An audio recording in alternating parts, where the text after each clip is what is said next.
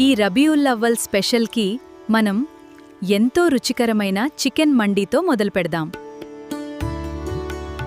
ముందుగా సువాసనగల బాస్మతి రైస్కి మసాలాలు, చికెన్ స్టాక్, కుంకుమ పువ్వు వేసి నెమ్మదిగా ఉడికిద్దాం. ఆ తర్వాత మ్యారినేట్ చేసిన చికెన్ని రైస్ పైన ముందుగా చికెన్కి పెరుగు, మసాలాలు పట్టించి మ్యారినేట్ చేద్దాం. ఇప్పుడు వీటిని స్క్రూవర్స్కి గుచ్చి బొగ్గులపై గ్రిల్ చేద్దాం. బటర్ బ్రష్ చేస్తూ రోస్ట్ చేస్తే మన chicken kebab ready. Fresh chicken kebab కోసం ముందుగా మ్యారినేషన్ చేసుకుందాం. మసాలాలన్నీ కలిపి పక్కన పెట్టండి. ఇప్పుడు కడాయిలో ఆయిల్ వేసి వేడి చేయాలి. చికెన్ ముక్కలను ఎర్రగా అయ్యే వరకు ఫ్రై చేయండి. చూసారుగా, మన క్రిస్పీ కవ్ చేసుకోండి. స్పెషల్ రోజును ఒక స్వీట్తో మరింత తీపిగా చేసుకుందాం.